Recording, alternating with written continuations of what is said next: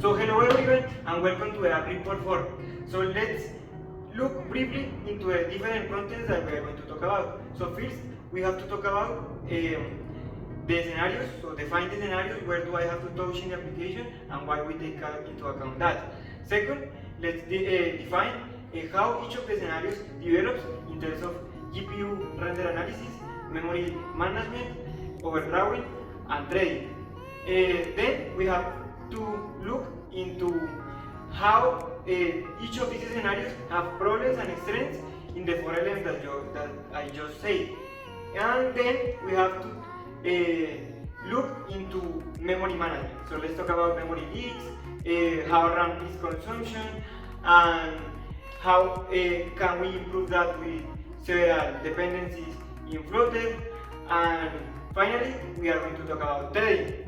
Also, it's important to look a little bit into garbage collector and how it works. So let's start defining the scenarios.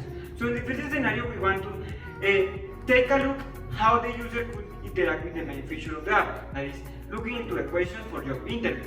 So how we do that? We have a schedule of activities that start with enter the app. Second, we go into the feature. Third, we select the first category of questions. Then we scroll over the questions. Next, we turn back into the different categories menu. The next step is to click into the second category. Then we scroll over the questions again, and finally we select the question and share it with our friends. So let's take to the second scenario. So in the second scenario, we want to look into a user that don't like the app. But how can we do that? The app has a feature in order to make the owners of the app with different suggestions about the app. So how the user could get to that? So we schedule a scenario very similar to the first one, but the user didn't like any of the questions. So first we take into the question features. We look into the third and fourth category of questions. Let's scroll over the questions, get into some of them, and after that we turn back into the principal menu.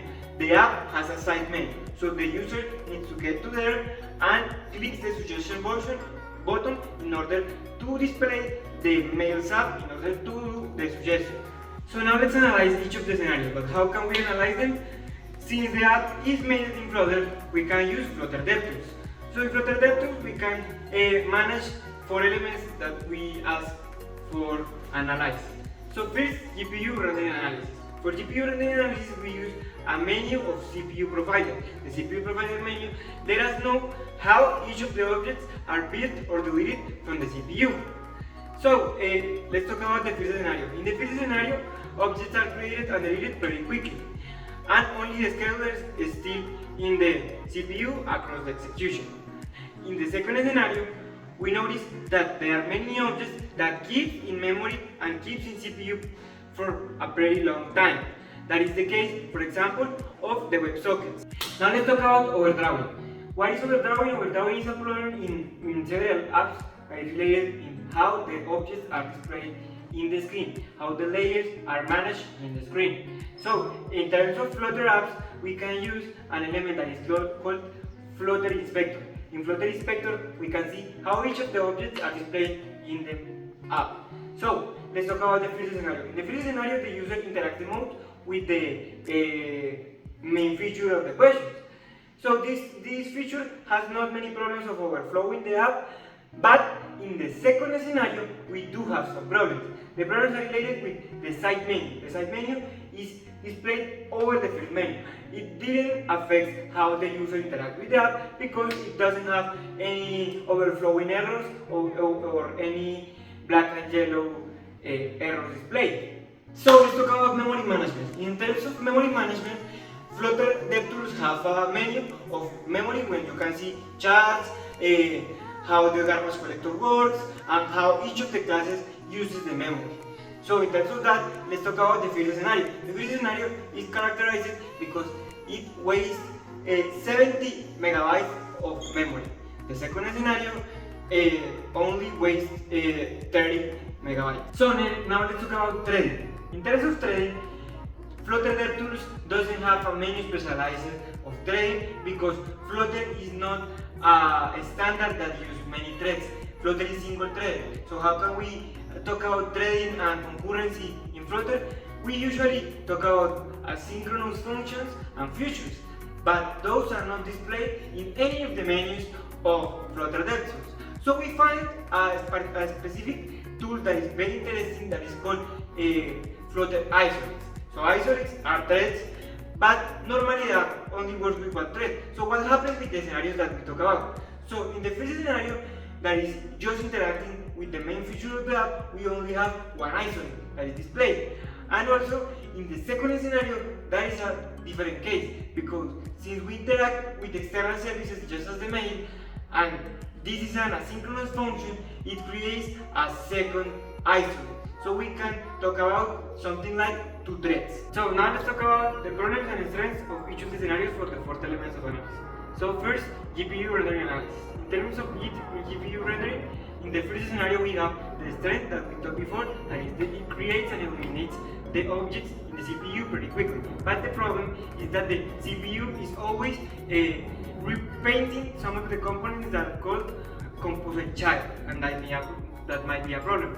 In the second scenario, we have that the problem is that the CPU has many objects all across the execution in CPU, and the strength is, for example, that UTF-8 encoder loads pretty quickly. In terms of overdrawing, in the first scenario, we have to say that the strengths are related with the display of images, because all of the images have its size well defined.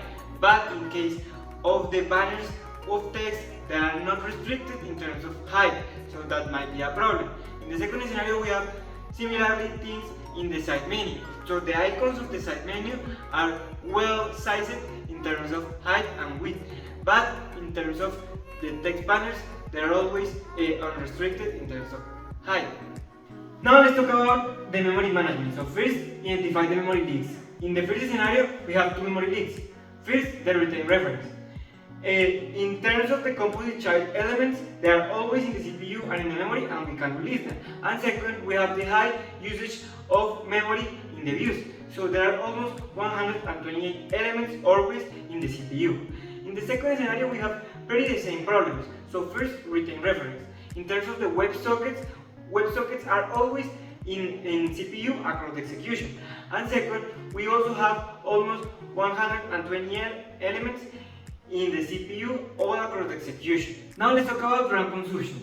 In the first scenario, we have that, as we talked before, the RAM is consumption in terms of maybe 70 megabytes of memory, but we run tests in order to reduce that number, and the best test show us something like 60 megabytes of memory. In the second scenario, the initial test throw us something like 30 megabytes of memory, but after running more tests, the best one is around the 16 megabytes of memory. In terms of which libraries can we use in order to improve the development of the app?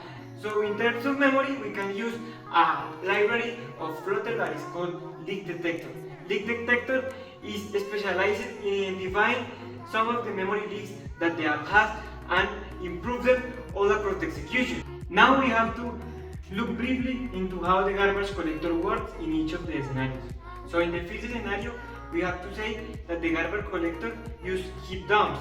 Why? Because the garbage collector code is never mentioned in the code, and also it respects some kind of a rule that when an event passes in the application, the garbage collector doesn't work, but it is constantly used across the execution. It's important also to mention, like as you can see in the graph, finally, when you have to share the equation with your friends, the garbage collector stops working.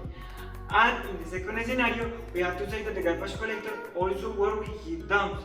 It is not identified any cause of the garbage collector in the code, and it's important to mention that when you start using the mails synchronization, the mails asynchronous function, you can notice that the garbage collector starts to work pretty quickly, one after the other. The consequence of that is that the garbage collector uses more RAM in the second scenario than in the first one. Now let's talk about threading. So in the first scenario, we have to talk about three questions: how and where the threads are created. Second, if there any possibility to lock the main thread, and third, how the app take advantage of asynchronous functions. So first, how and where the threads are created. The thread, there is only one thread because it's only the main feature which is used. So it is created in the moment the app is started. And second, where in the main feature, where in the main .dart file. Now we have to talk about how to lock the application. To lock the application we have two options. First, we can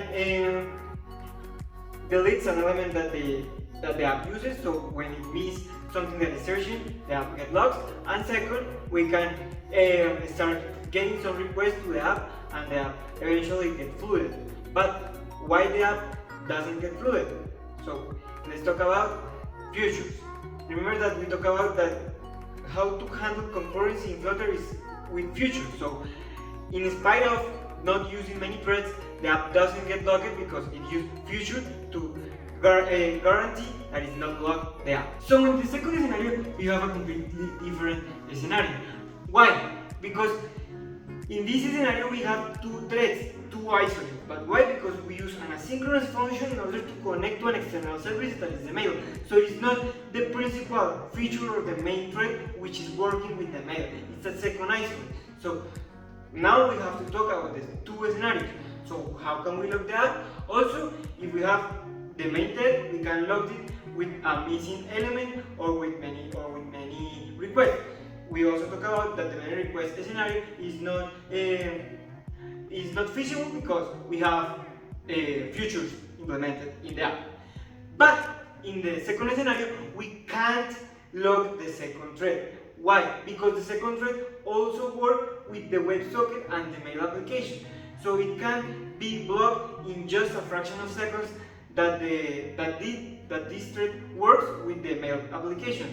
Later of that, you are working only with the mails application and not with the application that we are analyzing. So how and where the threads are created? The threads are created, the main thread, as we said before, in the main.dart element. But the second thread is created the moment you select the suggestion button. It gets triggered by a function called launch Gmail.